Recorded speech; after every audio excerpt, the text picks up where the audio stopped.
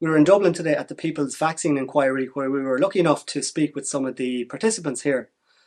Now, this is an issue, COVID, the lockdowns, the COVID vaccines, this is an issue that myself and Suzanne have been speaking out about for years now. It's actually the reason that we launched the Irish Inquiry in April of 2020. Suzanne, do you want to tell us a little bit about the People's Vaccine Inquiry that took place today? Yeah, so the People's Vaccine Inquiry came about after a number of doctors were meant to give evidence at a UK public COVID inquiry, but that was delayed until 2025. And this group of expert doctors felt that their evidence was too important to delay giving that to the public until 2025. So they decided to set up this inquiry in order to relay that information to the public as soon as possible because of the excess deaths to do with, what they believe is to do with the COVID injections. Yeah, and as we learned here today, and as we knew already, the excess deaths has been rising ever since the rollout of the COVID vaccine. So we hope you enjoyed the interviews. We spoke with most of the panel that spoke here today and a few of audience members that were in attendance as well. So hope you enjoyed the interviews. I'm Dr. Ros Jones and I'm a paediatrician, retired now, but I've got 40 years experience in the NHS in England. I'm a fully qualified doctor and I specialised in diagnostic pathology. I was a cancer expert before all of this, but also a testing expert. And so it was testing that really woke me up to what was happening, because there was things that we were told one thing when something else was really going on. My name's Jonathan Engler. I actually started off life as a doctor before moving into the drug development world, where I was involved in designing, running and analysing clinical trials to regulatory standards before I set up a business with a colleague that was in the clinical trials area. Having sold that business, I actually retrained and became a lawyer for a short period of time, and now I'm basically a bit involved in business, a number of healthcare-related businesses, and this is a completely sort of unpaid mission of mine, looking at all the COVID-related data, which I've been doing basically since the middle of 2020. I'm Dr. Jerry Waters, a GP in Selbridge for the last 40 years. I was working away, minding my own business, and suddenly in 2020, the COVID came around. I instantly recognised that there was nothing of any great pathogenic significance, that there was no need for masking, school closures, economy destruction, or social isolation. I said that to the ICGP, I said it to the Medical Council, I said it to everybody, and I got no answer back at all. Fundamentally, there was no answer. Nobody responded to my requests for why are you doing this. That obviously rose red flags. And you have faced some repercussions for speaking out and having the integrity to do so. Could you explain a little bit about your experience with Medical Council over this? Well, as I say, repercussions are probably a very minor term in a sense. I took the line of least resistance. I knew exactly what was going on. I knew there was nothing there. So I did what was right. That was the easy thing to do because I can then look at myself in the mirror. As for the Medical Council, they've been totally mendacious and dishonest in their dealings with me. They have taken away my right to earn an income after 44 years as a doctor. And I have had to close my clinic. I've had to sell my premises. I'm probably down a couple of 100,000. Not to mention the fact that I have had no earnings for the last 3.5 years. The point is, I'm actually suspended illegally because the President of the High Court, Mary Irvine, had an obligation to state a time for which I was suspended, which should have been 2, 3, 4 months, because they brought me under emergency legislation as a danger to my patients. And I'm suspended 3.5 years later with the loss of all income on my premises and my staff and everything. My name is Patrick E. Welsh. I'm from Kilkenny. I'm an accountant for the last 35 to 40 years. I served in public practice for 23 years and I was a financial controller for 15 years. So that's my professional background. When this thing started happening in 2021, and the deaths rising, I started researching RIP.ie and I started writing about it and sending stuff to newspapers, and it just took off what I was doing. And that's why I'm here today asking to speak. From 2021, I have co-chaired the Heart Group, who are the Health Advisory and Recovery team in the UK. And we're a group of professionals and scientists and doctors and ethicists and statisticians who've all come together, who had concerns, and we've learnt from each other and have worked together to produce an evidence base. So we've had a weekly bulletin that, timestamps everything that was known and when it was known and what the evidence has been to educate the public and politicians. People's Vaccine Inquiry came about from a group of us who were concerned about the vaccine rollout and the safety of those products. And basically, what happened was that the UK government was going to include vaccines in its COVID inquiry, and then basically many of us submitted witness statements from various groups such as UK Medical Freedom Alliance, HEART, which I'm the co-chair of, and a number of other groups. And then the government just announced that it was kicking into the long grass, and that although we'd submitted copious witness statements, they weren't actually going to hear any evidence related to vaccines until 2025. So at that point, we decided to just form a group, try and make a bit of noise about it, publicise the witness statements we'd already written, and basically try to generate some awareness of the issues. And you specialised in care for newborn babies in intensive care? Yes, but also I was a general paediatrician as well, so we covered a lot of infectious disease and child protection work, a whole gamut of paediatric practice. When I was pregnant myself a few years ago, I noted that it was extremely difficult for me to get even an antibiotic, a robustly tested antibiotic, or to walk into a pharmacy and get a painkiller that was stronger than paracetamol. So you can imagine my surprise when I saw that they were rolling out the COVID injections on pregnant women. Yeah. What do you think is going on there with doctors? Is there a cognitive dissonance, or is there some other reason why they are still rolling out these injections for pregnant women? Yes, I don't know. We've written a whole load of letters to the Royal College of Obstetrics and Gynecology, as well as all the regulators, and we can't get any sensible replies. There was a cluster of newborn deaths in Scotland, and there again, they actually landed up doing an investigation, and then they had another cluster. They said they couldn't find a cause. They were just all, deaths happen from time to time, and they would just happen to come in a cluster. But the cluster timed exactly with the initial batch of vaccine rollout. And then they had another cluster about 6 months later. And at that time, they set up an independent inquiry. And even then, they said they wouldn't look at the vaccine status of the mothers. And I thought, hang on, you've had 20 babies die within a week or so of birth, and you won't look to see whether the vaccine had been given to these mothers? It is cognitive dissonance. The idea you can't even look. They said it might increase vaccine hesitancy to look. And they also couldn't think of a mechanism of harm. And they also said, anyway, what public health change could we make? And I thought, well, if you look and you found none of them were vaccinated, it could be very good at reducing vaccine hesitancy. You say, no, honestly, this is fine. If, on the other hand, you found that they were all vaccinated, you might just think we shouldn't be doing this.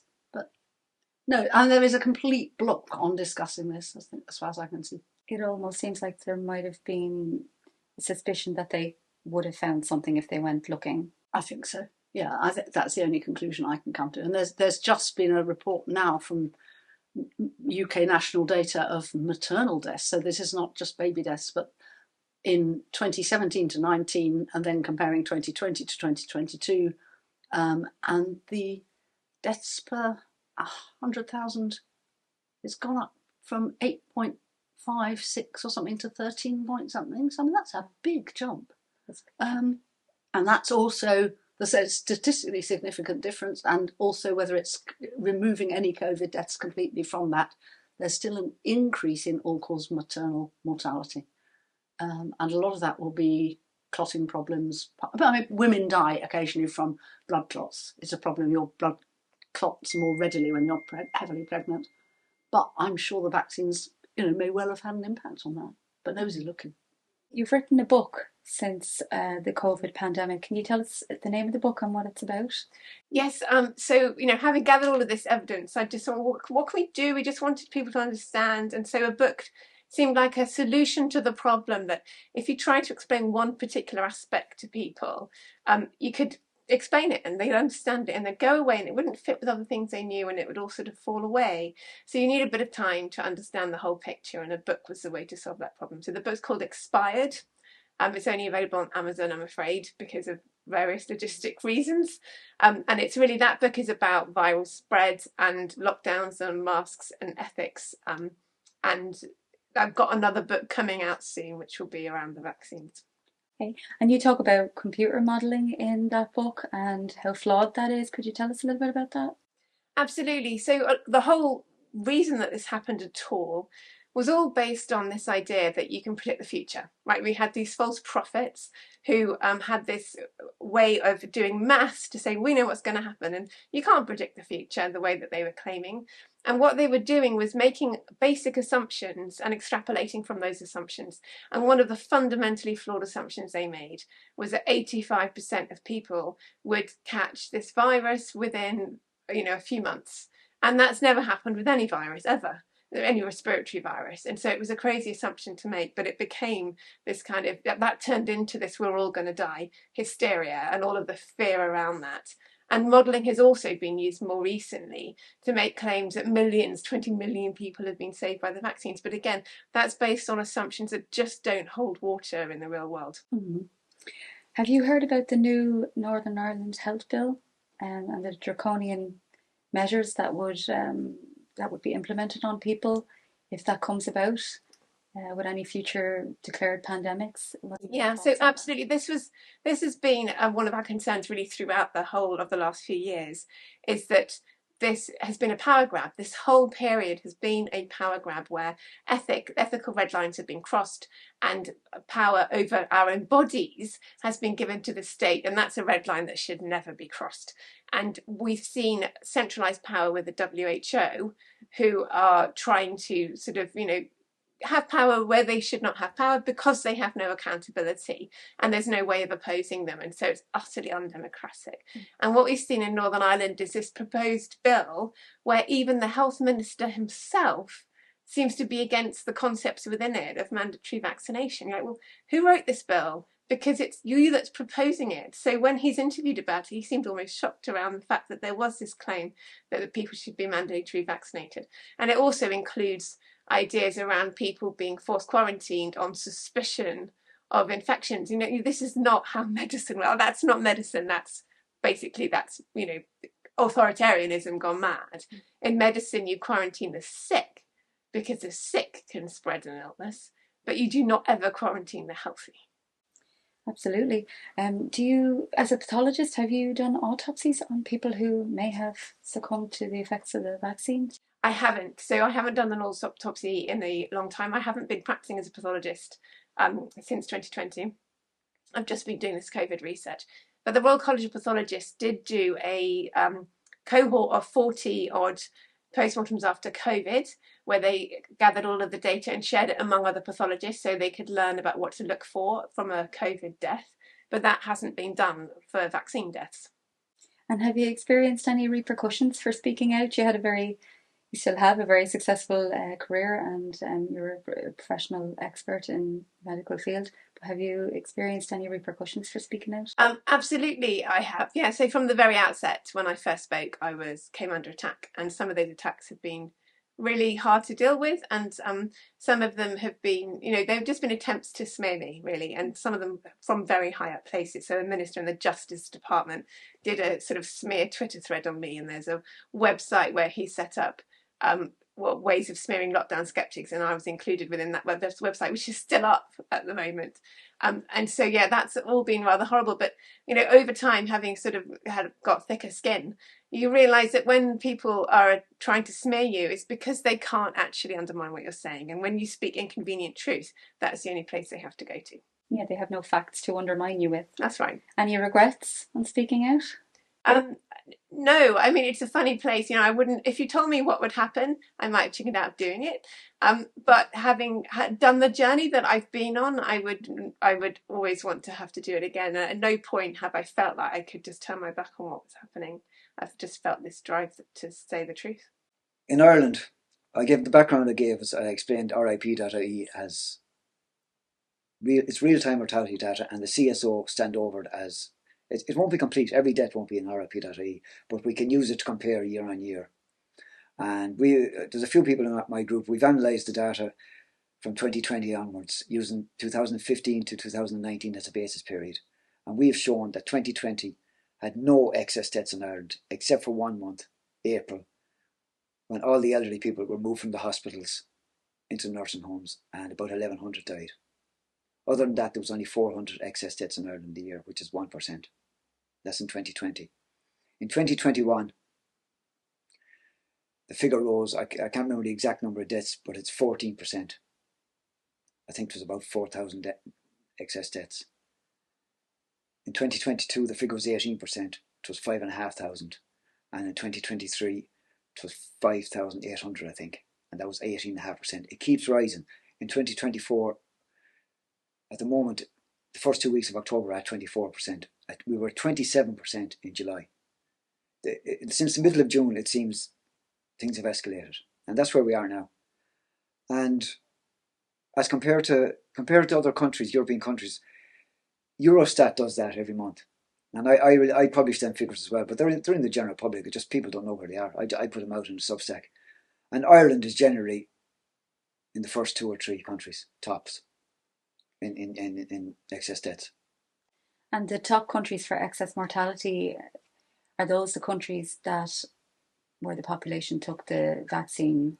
Well, yeah, Ireland, the Netherlands, most of the Western Europe. But I don't really go into that, even though that is my opinion. The lockdown policies, including the vaccines, have caused excess deaths, without a doubt. But lockdown policies cause them as well. Mm-hmm.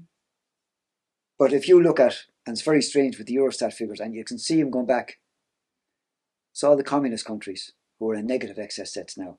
They suffered during the COVID, whatever happened. But when people die early, you should have a period of negative excess deaths, because the people who have died ahead of your time, there's nobody there to die. And that might seem brutal. But in Ireland, deaths rose from 2021 onwards, and we're still going up. People who died before their time, we should have had a dip at this stage, but it's not happening. I'm asking the question why. I don't have the answers, but it doesn't look good. And where do you think we might be in 12 months from now? Well, I think this year is going to be the worst year since it started. We're now at just under 19%. And unless things fall in the last couple of months, then this is the worst year. And there's no way that should be happening. It's just not, it's not possible. So, my opinion, it's COVID, it's vaccine damage. But I'm not a doctor, But loads of people around the world have done research on this, and they're saying the same things. Denis Rancourt, he puts it down to he's correlated to the vaccine rollout in different countries. I'm not going to argue with him. It's hard to deny, really, because it's the timing correlates with the rollout of the vaccine. And a big point, just say if someone tried to convince us here we had no excess deaths, well, the next question should be, what did Ireland do that's so perfect? That every other country in the Western world has had the excess deaths, but Ireland doesn't. Let's follow them.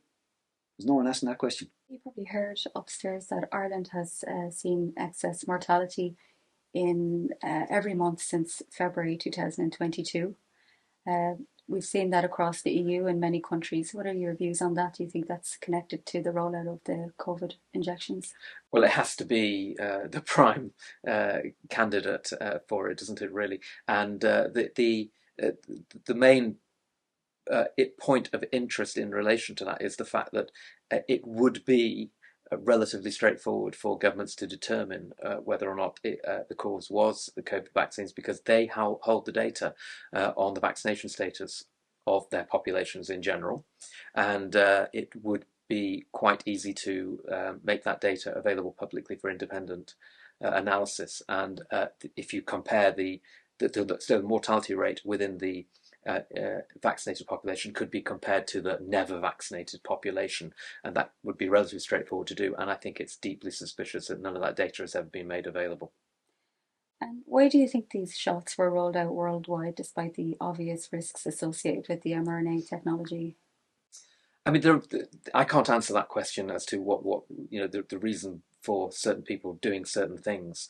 At one level, you could argue that governments had obviously gone very rapidly into the totalitarian set of restrictions, which are called lockdowns, and that once they'd gone down that route and actually discovered how harmful those were to their populations, you then almost have to follow through with the solution to get out of it. It's a sunk cost fallacy situation where at least, you know, if people are doing the lockdowns and other restrictions for no purpose, then populations would be quite rightly very angry with their governments. But if they were doing it in the politicians' minds, if they were doing it, making this sacrifice in order to hold on for the vaccine, which would get humanity out of this purported pandemic, then that was maybe a narrative that people would swallow. And of course, a lot of people have swallowed that narrative, although I think there's evidence it's unraveling now. Do you think the public would swallow that narrative again? It's difficult to say. I would like to think not, but unfortunately, one of the things I've discovered over the last few years is people have very short memories, and the government messaging is very sophisticated. They know how to make people afraid, and once you have a population that is fearful, they will do just about anything you ask them to do. They understand how people work, psychologically speaking. Yeah. They seem to have a deep understanding of psychology and also have mass psychology, and that in conjunction with control over the mainstream media and social media is extremely potent. The Joint Committee on Vaccination and Immunisations, they initially didn't recommend the rollout of the COVID vaccine for children, but subsequently the rollout did happen. Can you explain why that happened? Yes, I mean, it got approved by the regulators, but the Joint Committee are the ones who actually decide on the rollout, and they were very clear they were not going to give it to under 18s because they said, you know, it's this balance of benefit and risk. It might be if you were at a huge risk from COVID that you would put up with some side effects. But of course, the younger you are, the lower your risk from COVID, and perversely, a lot of the side effects seem to be more if you're younger, so heart inflammation, etc. So you landed up where actually the balance was no way in the favour of vaccinating. But they said no, and then they were asked to reconsider. After 48 hours from one meeting, they'd had a message from our chief medical officer to say they needed an emergency meeting to reconsider their decision, because they'd obviously given the wrong answer. And eventually, and they were having conference calls with cardiologists in the States and in Israel, where they'd already rolled it out to children, and they were seeing these clusters of kids with heart inflammation. And they wanted, the JCVI asked for a 6 months delay to making a decision, because there wasn't an emergency for children. Children were not having a lot of problems from COVID, so why not just wait and get the follow-up from the States on what's happened to these kids with myocarditis? Have they made a full recovery or not? But they weren't allowed to wait. And then it all got referred to the chief medical officers, and their decision was based on reducing children's mental health. Well, I thought that's strange. But that was because they said if school closures are impacting mental health, if we can keep schools open, that would be good. But what they didn't really take account of was that the main reason for school disruption wasn't COVID, it was the management. So you were doing routine testing, so you could have one child or one teacher who didn't even need to be ill. They just were doing a routine test, comes up with a positive, which could have been a false positive. But even if it's a correct positive, the whole class, or even in some cases the whole year group, were being sent home. And that's what was disrupting schooling. And as soon as they changed that and said, okay, children don't have to quarantine for contacts, they only quarantine for themselves if they're ill, then the school problems dropped completely. But they didn't need to use a vaccine to do this. And their mathematics, they said they were going to save 15 minutes of lost schooling if the vaccine was effective at reducing a number of children who were off sick from COVID. But they never in the calculation looked at the other side of the coin. They never looked at what time might be taken off school from vaccine side effects, even quite minor ones, you know, a couple of days of having a fever and things, you won't be at school, let alone if there was a serious life-changing. Is there any excess mortality in that age group? No. Yeah. Well, there certainly was excess mortality from May to December 2021, just when the vaccines were coming out in that age group. There was an increase in deaths in young males, not in the girls, but the boys had a significant increase. And we went to the High Court to try and get the vaccination of children stopped. And because of going to court, that meant that the Office for National Statistics had to put in a response, a written response to our data. And they agreed it was correct. They agreed that there was a statistically significant rise in deaths in that age group, but they were not going to investigate the cause. And they said they would look, if the signal got stronger, then they would take a look. But they wouldn't let us have the data because we asked if we could have anonymised data. They didn't know the vaccine status of these kids. I mean, it could have been, like you say, coincidence. Correlation doesn't equal causation. But they wouldn't let us look at anonymised data to see how many, had they been vaccinated, and if so, what was the time lag between vaccination and death. There should be transparency. Yeah, it should be, absolutely. If there's no link to the vaccine, there should be. Yeah, well, that's fine. You just tell us. I'd love all this not to be happening. You're here at the People's Vaccine Inquiry today. What are your thoughts on what the experts have said? Well, the experts are compounding pretty much what I have known and said for the last 4 years, from the pathogenicity of the virus through the PCR test, through the ridiculous reaction on the part of the government, and up to the vaccine, so-called, which of course it's not a vaccine, all the way up. So pretty much all the experts in there are echoing what I've been thinking and saying for the last 4 years. The beautiful part of it, and the very, very positive part of it, is the positivity there. Everybody seems to be very positive, and talking to the experts afterwards, they're all saying, yeah, this is great. We are moving in the right direction. People are coming around, slowly but surely. People are coming around to know the truth. And the truth is, the people have been assaulted by their government. They've been assaulted by the medical profession, and at the hands and the behest of the media, who are keeping everything under wraps. It's all massively dishonest. It's not a conspiracy theory, it's a criminal conspiracy. Well, the saying, sort of, who's a conspiracy theorist? People who get it before the others are usually the conspiracy theorists. I'll happily subscribe to the idea that I got it before the vast majority of people got it. And when I say got it, the truth of the pathogenicity of the virus. Thanks very much for talking to us today, Dr. It's been a pleasure, as usual. Thank you.